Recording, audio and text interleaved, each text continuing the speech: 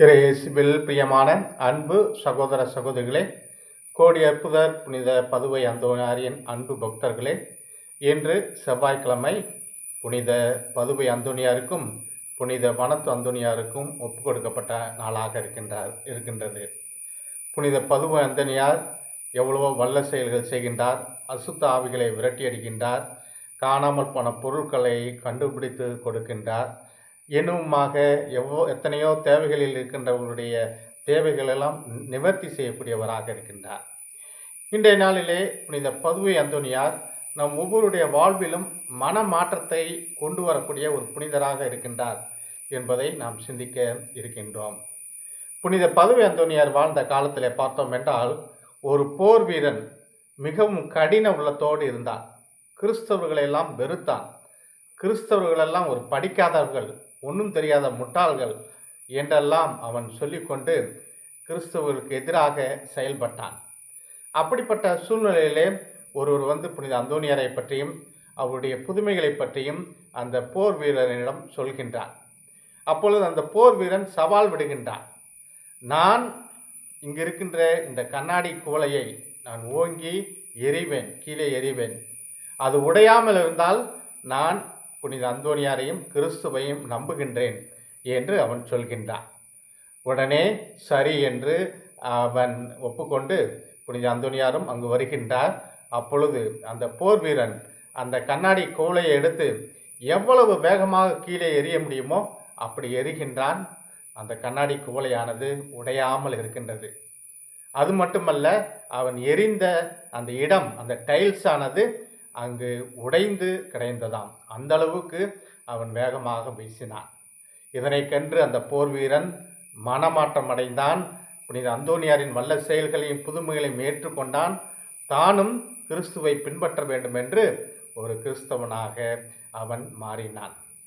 இயேசுவில் பிரியமான அன்பு சகோதர சகோதரிகளே, நம் ஒவ்வொருடைய வாழ்க்கையிலும் புனித அந்தோணியார் மனமாற்றம் அடைய வேண்டும் என்றுதான் விரும்புகின்றார். எனவேதான் விவிலியத்திலே பார்க்கின்றோம், தீயவன் சாக வேண்டும் என்பது எனது விருப்பமல்ல, மாறாக மனம் திருந்தி வாழ வேண்டும்.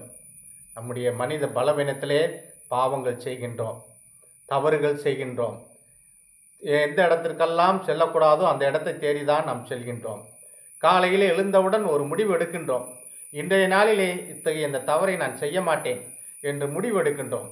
ஆனால் சூழ்நிலை காரணங்களினால், தவறான நண்பர்களால், தவறான பழக்க வழக்கங்களால் நாம் மீண்டும் மீண்டும் அதே பாவத்தையே நாம் செய்து கொண்டிருக்கின்றோம். ஆக ஆண்டவர் விரும்புவதெல்லாம் நாம் மனம் திருந்தி வாழ வேண்டும் என்பதுதான். மதலின் மரியா வாழ்க்கையை பார்த்தோம் என்றால், அவள் ஒரு பாவ பெண்மணி, விபச்சார பெண். அப்படிப்பட்ட அந்த பெண்மணி ஆண்டவர் தன்னுடைய இல்லத்திலே வந்தவுடன் அவருடைய கால்களை கழுவி சுத்தம் செய்து கூந்தலால் துடைக்கின்றார், நறுமண தைலம் ஊற்றி கழுவுகின்றார். அப்பொழுது அந்த பாவியை மன்னிக்கின்றார். ஆண்டவர் இயேசு உயிர்த்தவுடன் முதலாக காட்சி அந்த மதலேன் மரியா, அந்த விபச்சார பெண்மணிக்கு அவர் காட்சி கொடுக்கின்றார். ஆண்டவருடைய சீடர்களை பார்த்தோம் என்றால், பேதுரு, ராயப்பரையும் சரி, யூதாஸ் இஸ்காரியத்தையும் பார்த்தோம் என்றால் 2 பேருமே பாவம் செய்தார்கள். ராயப்பர் மறுதளித்தார், யூதாசு காட்டி கொடுத்தார். ஆனால் ராயப்பர் தன்னுடைய தவறுக்காக மனம் வருந்தி அவர் அழுது புலம்பினார். தன்னுடன் இருந்த அந்த இயேசுவை, மெஸ்ஸியாவை காட்டி கொடுத்து விட்டமே, மறுதளித்து விட்டமே என்று சொல்லி அவர் வருந்துகின்றார். அதனால் மன்னிப்பு பெறுகின்றார். அவர் திருச்சபையின் முதல் போப்பாண்டவராக உயர்த்தப்படுகின்றார். ஆனால் யூதாஸ் இஸ்காரியத்து, நான் பெரிய துரோகம் செய்து விட்டேன், ஆண்டவரை நான் காட்டி கொடுத்து விட்டேன், எனக்கு இனி மோட்சமே கிடையாது என்று சொல்லி அவன் தன்னுடைய தவறை உணராமல் எனக்கு எந்த ஒரு மன்னிப்பும் கிடைக்காது என்று சொல்லி தற்கொலை செய்து கொள்கின்றான். இன்று நாமும் நம்முடைய வாழ்க்கையிலே எப்படிப்பட்ட தவறுகள் செய்திருந்தாலும் ஆண்டவர் நம்மை மன்னிக்கின்றார். எனக்கு இனி வாழ்க்கையெல்லாம் முடிஞ்சு போச்சு, பெரிய பாவம் செஞ்சிட்டேன், இனிமேல் நான் எதுக்கு கோயிலுக்கு போயிட்டு, எதுக்கு நான் பாவ சங்கீனம் செய்து கொண்டு என்று நினைப்பதை விட நம்மையாக ஏற்றுக்கொள்கின்றார். நீ எப்படிப்பட்ட குற்றங்கள் செய்திருந்தால் நான் உன்னை மன்னிக்கின்றேன், உன்னை அன்பு செய்கின்றேன், உன்னை ஏற்றுக்கொள்கின்றேன், நீ என்னிடம் வா என்று சொல்லிதான் ஆண்டவர் ஒவ்வொரு நாளும் நாம் அழைக்கின்றார். ஆகவே ஒரு நாளும் நாம் திருப்பலிக்கு செல்லும் போதும் சரி, அல்லது நற்கருணை ஆண்டவர் முன்பாக ஜெபிக்கும் போதும் சரி, அல்லது குடும்ப ஜெபத்திலே பங்கெடுக்கும் போதும் சரி, அல்லது நாம் திருத்தலங்களுக்கெல்லாம் சென்று ஜெபிக்கும் போதும் சரி, நிச்சயமாக நம்முடைய மனமாற்றம் தான் முக்கியம்.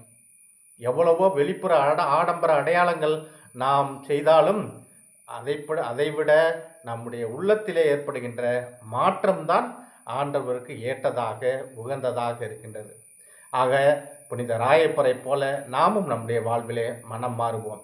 எத்தனையோ புனிதர்கள் தங்கள் வாழ்க்கையிலே தவறான வாழ்க்கையை வாழ்ந்தாலும் அவர்கள் அதனையெல்லாம் ஒரு காலகட்டத்திலே உணர்ந்து அதனை முழுவதுமாக விட்டுவிட்டு கிறிஸ்துவுக்கு ஏற்ற வாழ்வை வாழ்ந்தார்கள். புனித சின்னப்பராண்டாம் இந்த கிறிஸ்துவை ஆதாயமாக்கி கொள்ள எல்லாவற்றையும் குப்பை என கருதுகின்றேன் என்று சொல்லி ஒரு முறை கிறிஸ்துவை வெறுத்தவர் அவர் கிறிஸ்துவை ஏற்றுக்கொண்டு கிறிஸ்துவுக்காக தன்னுடைய உயிரை கொடுத்தார். நாம் உயிரை கொடுக்கவில்லை என்றாலும் கூட நம்முடைய தவறுகளிலிருந்து பாடம் கற்றுக்கொள்ள வேண்டும், நம்முடைய தவறுகளை குறைத்து கொள்ள வேண்டும், நம்முடைய தவறுகளை நல்ல பாவ சங்கீதனம் செய்து நாம் மனம் மாற வேண்டும். இதைத்தான் ஆண்டவர் எதிர்பார்க்கின்றார். அப்பொழுது அப்படிப்பட்ட வாழ்க்கை வாழ்கின்ற பொழுது இறைவன் ஆண்டவர் இயேசு புனித அந்தோனியார் வழியாக நம்மையும் நம்முடைய குடும்பத்தையும் நிறைவாக ஆசீர்வதித்து எல்லா நலன்களாலும் வளன்களாலும் நிரப்புவார். ஆமேன்.